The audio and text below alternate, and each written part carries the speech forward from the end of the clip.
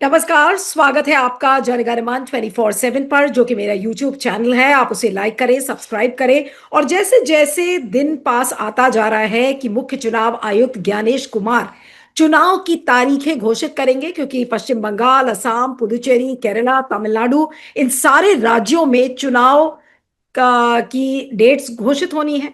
लेकिन घोषित होने के पहले चुनावी दौरे पर इस समय निकले हैं ज्ञानेश कुमार। लेकिन जो तस्वीरें आ रही हैं, चाहे वो कोच्चि से हो, चाहे पश्चिम बंगाल से हो, कहीं पर वो मंदिर में जा रहे हैं। कभी उनकी एक ऐसी तस्वीर आ जाती है जो वायरल कर हो रही है, जहां पर एयरपोर्ट पे वो हाथ हिलाते दिखते हैं। उस पर महुआ मोइत्रा भी कमेंट करती है कि भाई, आप अपने आप को कोई रॉक स्टार या सुपरस्टार समझते हैं? आपको क्या लग रहा है कि आप कोई बड़े हॉलीवुड या बॉलीवुड के स्टार हैं? अब आज कुछ ऐसी ही तस्वीरें सामने आई हैं, जहां पर वो पश्चिम बंगाल में काली मंदिर गए थे। कुछ एक उनकी बाइट भी आई है, जहां पर उनको ये डिफरेंस नहीं समझ में आ रहा है कि राष्ट्रीय गीत और नेशनल एंथम के बीच में क्या फर्क है। वंदे मातरम और जो जनगण मन का जो डिफरेंस है, वो उनको समझ में नहीं आ रहा है। और गर्ग साहब, मैं उस बाइट को आपके लिए प्ले कर देती हूँ, ताकि आप भी सुन लें कि आखिर हम किसकी बात यहाँ पर कर रहे हैं। और बड़े जी। शर्म की बात है कि और ये बाइट सामने आई है, मैं उसको प्ले कर रही हूँ, आप देख लीजिएगा उन्होंने क्या बोला है। और उसको प्ले कर रही हूँ मैं, ये देखिए। जन गण मन अधिनायक जय हे was composed in West Bengal by Rabindranath Tagore. Our national song Jan Gan Man Adhinayak Jai He was composed in West Bengal by Rabindranath Tagore. या Our national फिर से मैं song प्ले कर रही हूँ। Jan Gan Man Adhinayak Jai He was composed in West Bengal by Rabindranath Tagore. एक बार फिर से Our प्ले कर national देते। song Jan Gan Man Adhinayak Jai He was composed in West Bengal by Rabindranath Tagore. अब आप ये सोचिए कि ये वो मुख्य चुनाव आयुक्त हैं जो कि लोगों की नागरिकता चेक कर रहे हैं। उनको यही डिफरेंस नहीं पता है कि वंदे मातरम और जनगण मन के बीच का डिफरेंस क्या है। और आज इस चर्चा को इसलिए करना जरूरी है क्योंकि मेरा तो खुद का चैनल का नाम ही है जनगण मन 24/7। और मुझे आपसे अच्छा कोई गेस्ट आज शायद नहीं मिलता, डॉक्टर प्यारेलाल गर्ग, की आपसे मैं बात करूं। देश के जाने माने इलेक्शन डेटा साइंटिस्ट है। लेकिन जो ज्ञानेश कुमार की जो भाव भंगिमा है, जो उनका डेमेनर दिख रहा है, जिस तरीके से बिल्कुल ऐसा लग रहा है कि अब तो वो या तो वो बीजेपी में शामिल होने वाले हैं, और या तो कोई ऐसा लग रहा है कि बॉलीवुड की फिल्म ज्वाइन करने वाले हैं। क्या लग रहा है देखकर? और इस तरीके की बातें करना और ये बाइट जो मैंने सुनाई है, ये तो बहुत ही अपने आप में सवाल खड़े करता है कि इन दोनों इनको नेशनल सॉन्ग और नेशनल एंथम के बीच का डिफरेंस ही नहीं पता। जी डॉक्टर प्यारेलाल गर्ग, आपका बहुत बहुत स्वागत है। Thank you so much sir. आपका जवाब। थैंक यू नीलू जी। देखिए नीलू, ये हमारा एक बड़ा दुर्भाग्य है कि हमारे जो मुख्य चुनाव अधिकारी हैं, आयोग हैं, जिनको ये मालूम नहीं है कि नेशनल एंथम क्या है और नेशनल सॉन्ग क्या है। अभी जनगण मन और वंदे मातरम में तो मालूम नहीं है उनको, कोई अंतर मालूम होता हो या नहीं, क्योंकि दो नाम जुदा हैं। लेकिन ये बात कि नेशनल एंथम क्या होती है और नेशनल सॉन्ग क्या है, ये कोई आज तो बना नहीं है। ये तो पहले से हम आए हैं। हम तो 8वीं कक्षा में, 7वीं कक्षा में जानते थे कि ये नेशनल एंथम है और ये नेशनल सॉन्ग है। तो अब गणेश कुमार जैसा व्यक्ति जो कहता है, जैसे आपने बोला भी, कि मैं हर एक का नाम चेक करूं, कहीं उसमें जो है विसंगतियां ना हो, उसमें तार्किक विसंगतियां ना हो, उसमें डबल ई की बजाय आई ना पड़ा हो, नीलू के नाम से कहीं NELU या NEL ना हो, यू और डबल एल ना पड़ जाए। जो ये बात सोच रहा है, तो उसको ये मालूम नहीं है बड़ी बात कि नेशनल एंथम क्या होती है और नेशनल सॉन्ग क्या होता है। तो अभी तो ये नहीं उसने बोल दिया कि नेशनल एंथम चैटर्जी ने लिखा था।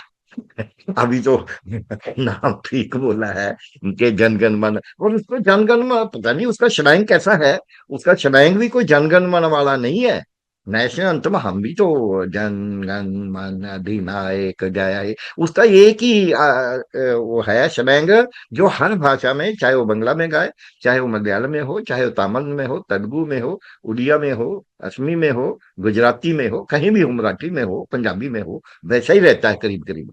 तो इसको तो वो कहना ही नहीं आता, ये तो ऐसे आर्टिफिशियल जैसे बनावटी तरीके से बोला है।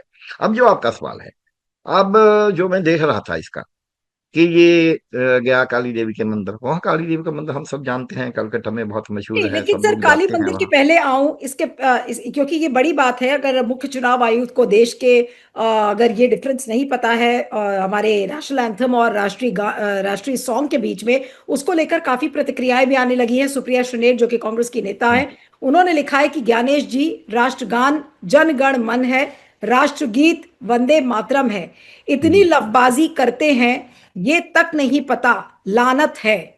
और उसको बाद में उन्होंने इंग्लिश में भी लिखा है कि Gyanesh ji, national anthem is Jana Gana Mana, national song is Vande Mataram, it's a pity you don't even know that, such a shame. आपको लग रहा है कि आज मैं ज्ञानेश कुमार ने वाकई में हमारे भारत देश का सिर नीचा किया एक तरीके से?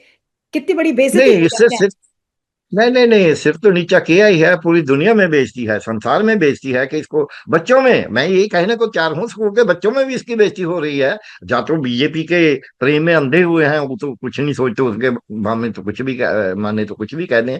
लेकिन जो गणेश कुमार ने अपना सिर भी नीचा किया है, हमारे देश का भी किया है, और हमारे राष्ट्रीय गान का भी सिर नीचा किया है, नेशनल एंथम का भी किया है। क्योंकि ये एक चुनाव आयोग जो बोलता है कि मैं पूरा चुनाव कराऊंगा हर एक को, वो हमारी मतदाता सूची को क्या शोध करेगा।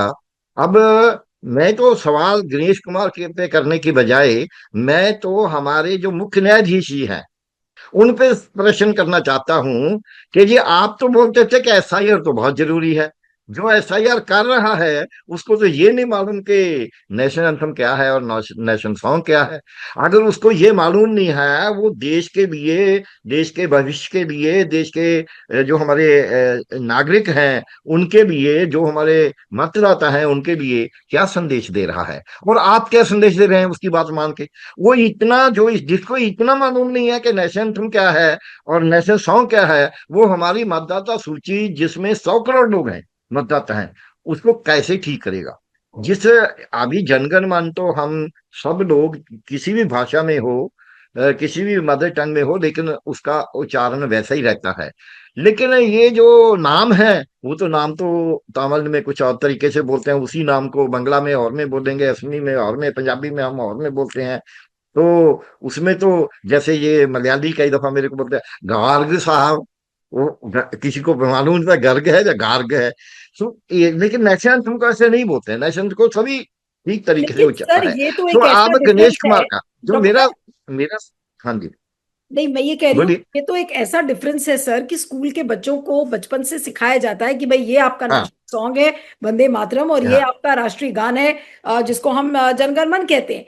ये डिफरेंस वो भी एक पब्लिक मंच पर अगर वो ये ऐसा कर रहे हैं, तो आपको क्या लग रहा है आज क्या वो हंसी का पात्र नहीं बनेंगे? आज स्कूल के बच्चे उन पर नहीं हंसेंगे, पूरा देश उनके ऊपर हंसेगा। और यही हो रहा है, लोग उनके ऊपर चुटकी ले रहे हैं सोशल मीडिया के ऊपर। देखिए नीलू जी, आपने सही बोला। मेरी तो 78 78 साल की उम्र हो गई है, आयु हो गई है। हम चौथी पांचवी कक्षा में जानते थे कि हमारा राष्ट्रीय गान कौन सा है, हमारी नेशनल एंथम कौन सी है, राष्ट्रीय सॉन्ग कौन सा है, राष्ट्रीय गान कौन सा है। गीत और गान दो, हम हिंदी में पंजाबी में बोलते हैं गान गीत, दोनों में अंतर है। National anthem, national song. अब गणेश कुमार पे तो हंसी आएगी कि ये कौन सा लोग हमने बिठा दिया, इसको ये तो छोटे छोटे बच्चों को मालूम है, इसको ये मालूम नहीं। मैं, मेरा जो प्रश्न है वो दूसरा है।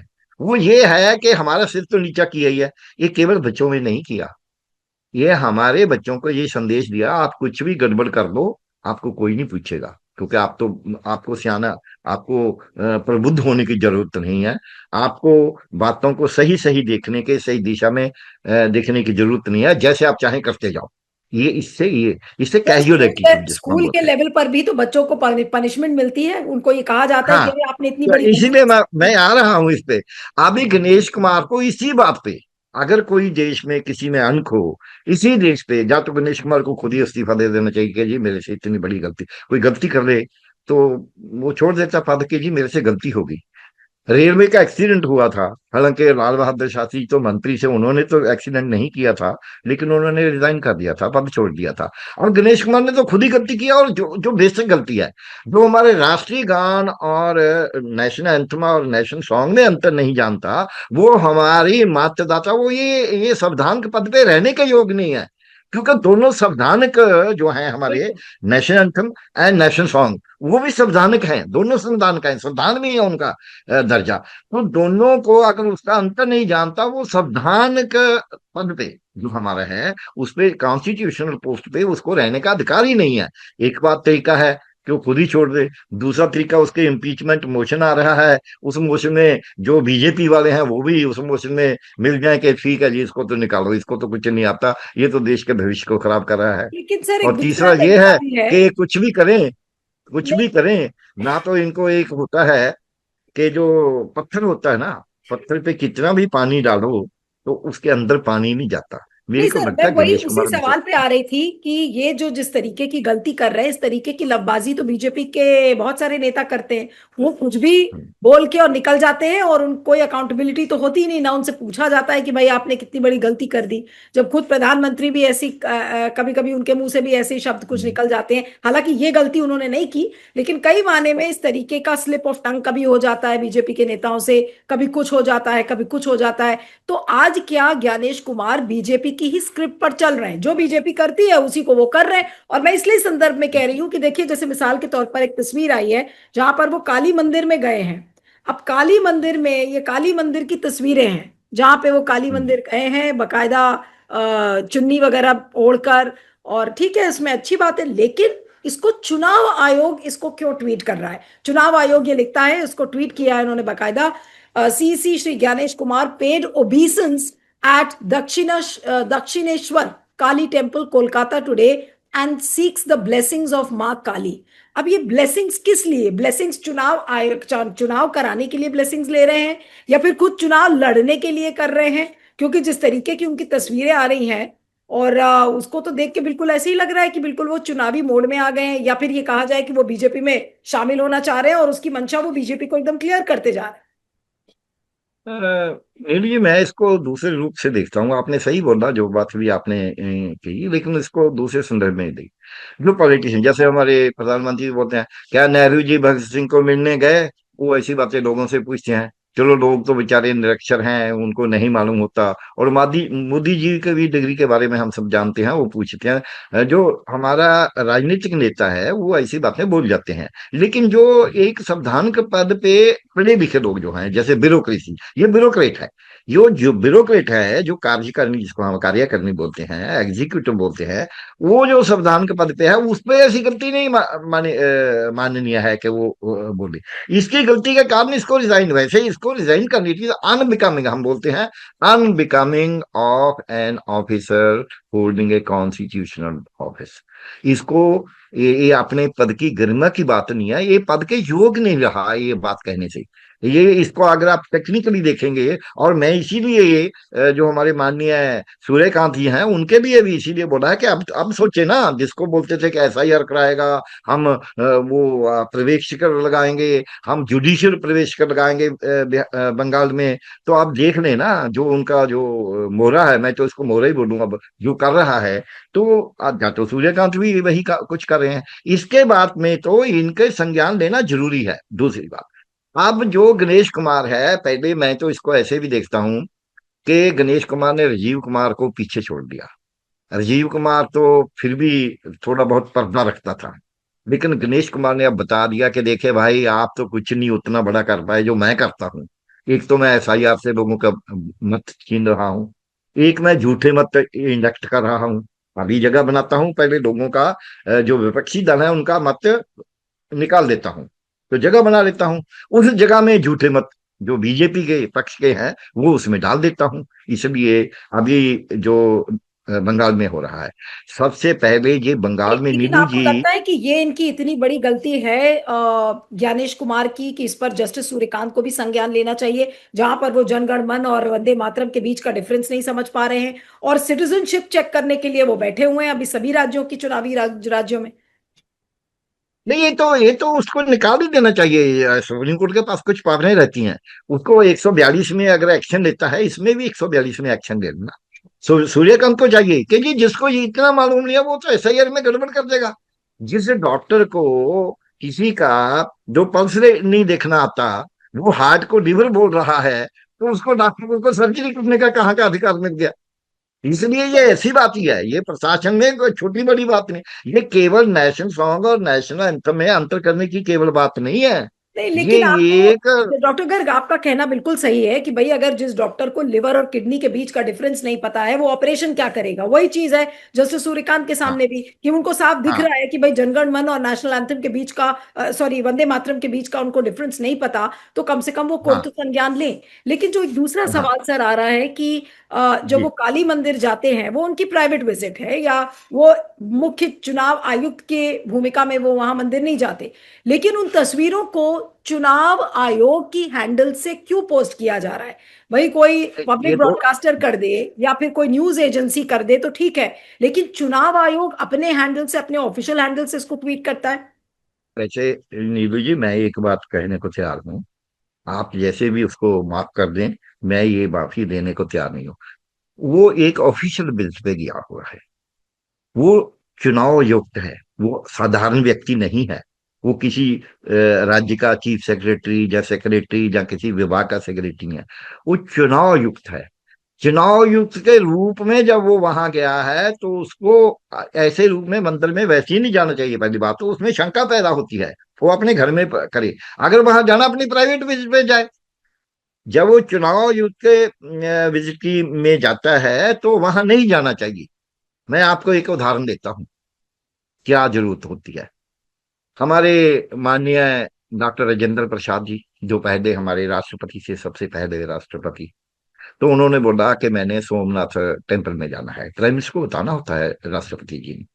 तो प्राइम मिनिस्टर साहब थे पंडित जवाहरलाल नेहरू जी। पंडित नेहरू जी ने लिखा, doctor Rajendra Prasad is welcome to go visit temple, but the president of India can not. इसका इसका आप संज्ञान देखिए, कितनी बड़ी बात है कि आप जा सकते हैं सोमनाथ के मंदिर में एज राजेंद्र प्रसाद,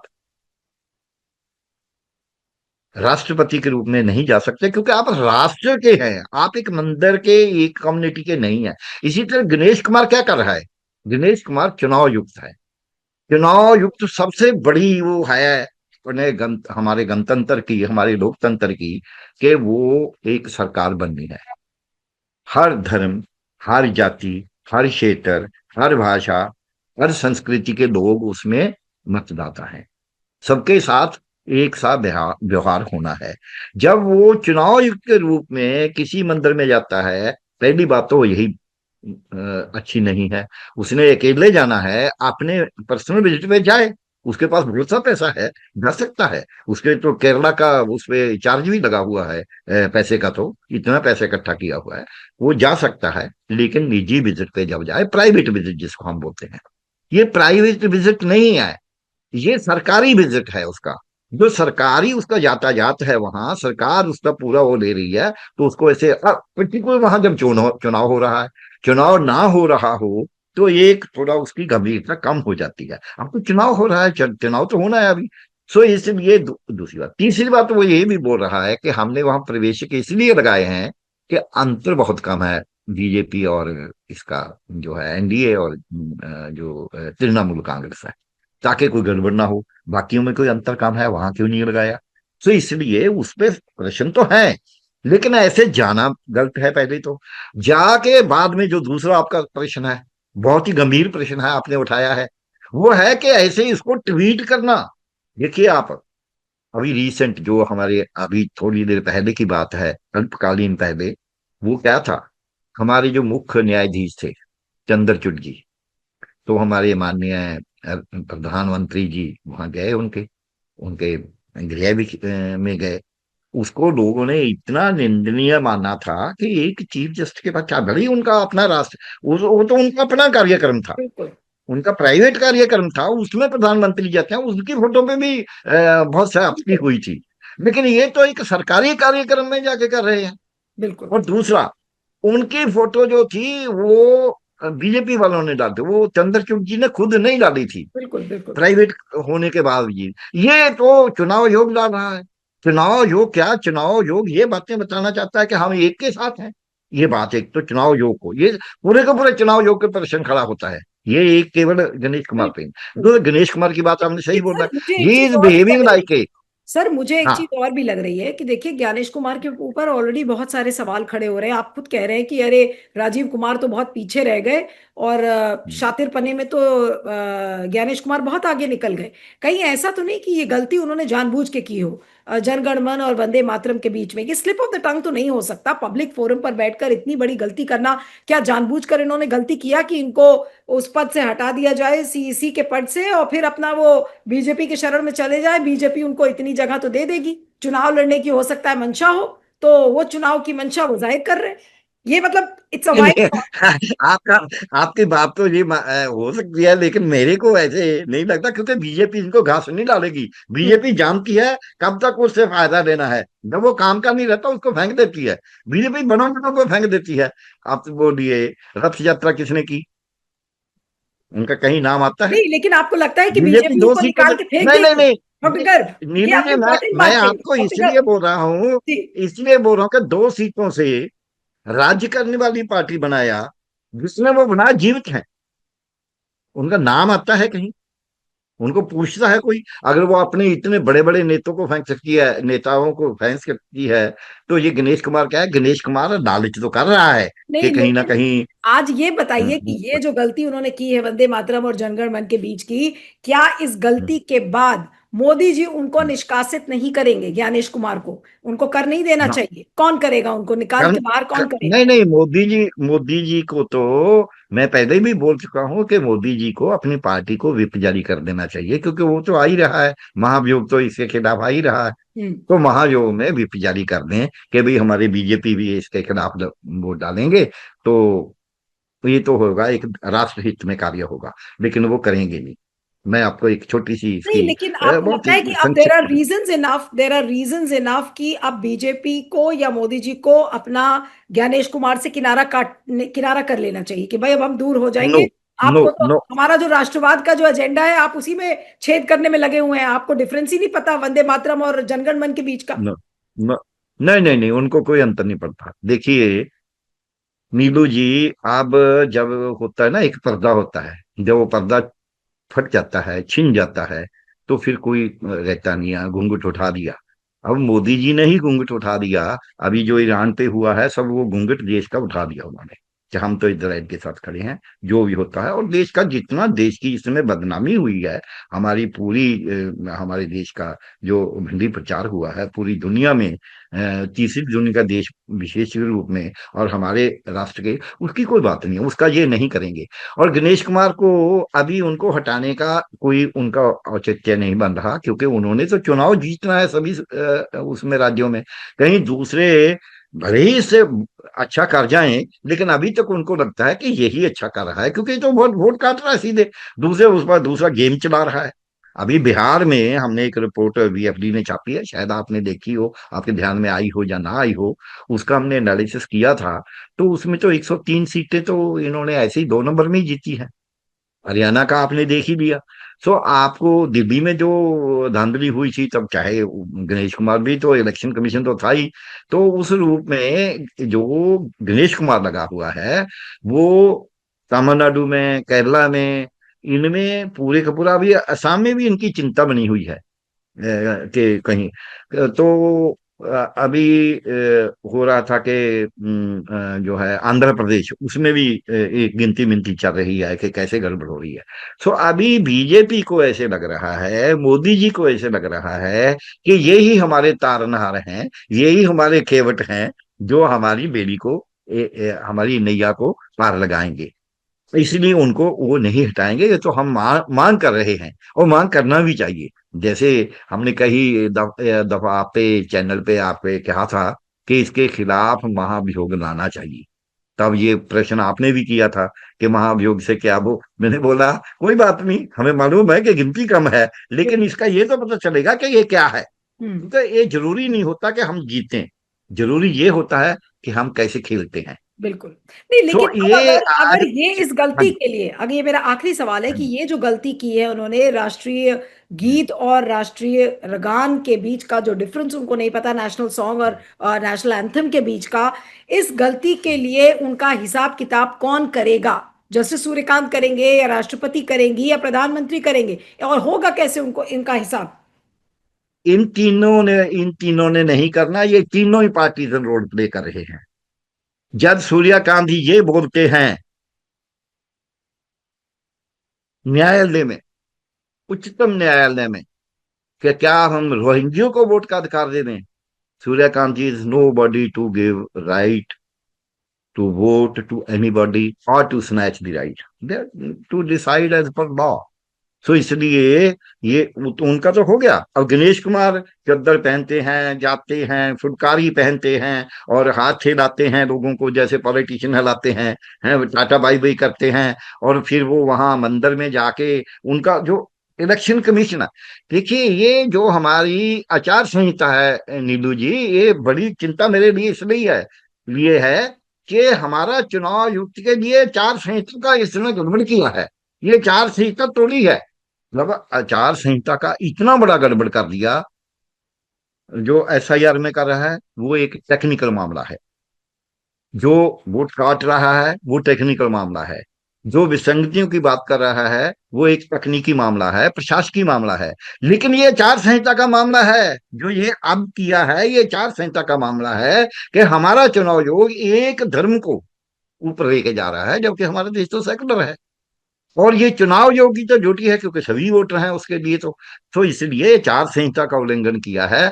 उसको ना तो मोदी जी कुछ बोलेंगे क्योंकि मोदी जी तो रोज ही कर रहे हैं, ये वो तो कपड़ों से पहचाने जाते बोलते हैं। नहीं, वो तो तो ये बोलते हैं तो आपका एक तरीके मंगलसूत्र से उतार वही देंगे गलती है। ना। नहीं, ज्ञानेश हाँ, कुमार ने आज वही एक गलती एक की लाइन है मैं जो पहले चंद्रचूड़ मैं ने एक गलती लाइन की पूरी थी। कर दूं, जी। एक लाइन पूरी कर दूं। ना ही इसको राष्ट्रपति महोदय करेंगे, वो तो एक पार्टी बने हुए हैं पीछे उनके, आपने सुनी होगी वीडियो जो झगड़ा पड़ा है राष्ट्रपति महोदय के बारे में भी। और तीसरा, जो न्यायाधीश है मुख्य न्यायाधीश वो भी कुछ नहीं करेंगे। अब जो करेंगे वो जनता करेगी। जनता कब करेगी? जो विपक्षी दल हैं उनको सड़कों पे आना होगा। उनको ये बात अब वहां तो महाभियोग तो ला ही रहे हैं, उससे पहले उनको एक अपने कैडर को तैयार कर देना चाहिए कि जिसको खुद रिजाइन करना चाहिए। इसके रेजिग्नेशन नहीं करेगा ये मेरे को मालूम है, लेकिन एक प्रेशर डालना बहुत जरूरी है लोगों में, इसका जो पर्दाफाश बोलते हैं, हम्म। लोगों में इसको सामने लोगों के लाना, इसका कि क्या ये इसने आचार संहिता को तोड़ा है, ये लोगों के सामने लाना जरूरी है। नहीं, तो क्यों आप ये जरूरी है? कह रहे हैं एक लाइन में। कि नहीं, हाँ? तो आप ये कह रहे हैं कि ये आचार संहिता का उल्लंघन खुद ज्ञानेश कुमार ने किया है? यस, गणेश कुमार ने किया है, उसको लोगों के लिए क्यों लाना जरूरी है? बिल्कुल। उसके लिए हमारे देश के भविष्य के लिए जरूरी है ये बताने के लिए कि देखिए गणेश कुमार ये नहीं कर सकता था, इसने ये किया है। और दूसरा, हमारे राष्ट्रीय जो एंथम है, नेशनल एंथम, राष्ट्रीय गान जिसको हम बोलते हैं, उसका भी अपमान किया है, हम्म। क्योंकि इसको मालूम नहीं है कि वो नेशनल एंथम है, ना कि वो राष्ट्रीय गान है, बिल्कुल। एक चीज बस चलते राष्ट्रीय चलते गीत है। छोटी सी, एक चीज चलते चलते बहुत हाँ, छोटी सी, क्या आज ज्ञानेश कुमार ने वही गलती की है एक तरीके से जो कि चंद्रचूड़ साहब ने की थी? जब चंद्रचूड़ साहब आरती कर रहे थे, आज वो मंदिर जाते हुए नजर आ रहे हैं ज्ञानेश कुमार जी। नहीं नहीं, उससे बड़ी गलती है ये। वो तो अपने घर में कर रहे थे, उन्होंने अपने घर में, उनका कार्यक्रम किसी भी किसी के घर में हो सकता है, उसमें मोदी जी भी गए हैं, वो दिखाने का वो भी उन्होंने खुद नहीं डाला, किसी और ने डाला। ये तो गणेश कुमार तो खुद, इनका इन्होंने उससे कई कहीं हजार गुना बड़ी गलती है। गणेश कुमार खुद अपने आप दिखा रहा है, अपने आप जा रहा है, जबकि वो राज्य के दौरे पे गया है। वो वहां अपनी प्राइवेट विजिट पे नहीं गया वो राज्य के दौरे पे गया है, वहां उसको जाने का अधिकार नहीं था इसे। दूसरा, जो हमारा चुनाव आयोग है उसने उसको पूरा ट्वीट किया है, ये उससे भी बड़ी है। सो आचार संहिता का सवाल है, मेरे सामने जो सवाल है ये आचार संहिता का सवाल है। ये अगर हम सड़कों पे लेके जाएंगे, हमें, मेरे को मालूम है कि सड़कों पे इसका फायदा क्या होगा। इसका फायदा होगा जो देश को हम बचाना चाहते हैं, कि देखिए भाई, आचार संहिता कोई मतलब होता है, उसका कोई अर्थ होता है देश को चलाने के लिए। लोगों को, जो नई पीढ़ी है, जो इन पे हंसते हैं, जिनको नहीं पता उनको पता चल जाएगा कि आचार संहिता जरूरी है। और ये जो ऐसा हमारे बिठा रखा है, जिसको राष्ट्रीय गान और राष्ट्रीय गीत का अंतर नहीं पता, नेशनल एंथम और नेशनल सॉन्ग का, ये क्या करेगा? ये तो लोगों को खराब कर रहा है। और एक बात मैं लास्ट कह के बात अपनी खत्म कर रहा बिल्कुल। हूं, मेरे को मालूम है कि उच्च न्यायालय कुछ नहीं करेगा। किसको ये पिटीशन ऐसी डाल देना चाहिए कि ये इसको तो राष्ट्रीय जो नेशनल एंथम और नेशनल सॉन्ग का मालूम नहीं है, ये लोगों के जो विसंगतियां कैसे दूर कर पाएगा? ये तो गड़बड़ करेगा। इसको तो बड़ी बात नहीं आती, छोटी बात तरीके कैसे देख लिया, इसलिए इसको या तो उतार दो या इसकी एफआईआर बंद करो। ऐसी बात है, चाहे उसमें कुछ नहीं होगा, लेकिन एक पब्लिक में एक लोगों के दिमाग में लेके जाने वाली बात होती है कि ये बातें गलत हैं, हम ये नहीं होने देना चाहते। बिल्कुल बिल्कुल। चलिए, आपका बहुत बहुत शुक्रिया गर्ग साहब। Thank you so much for joining. Thank you. Thank you.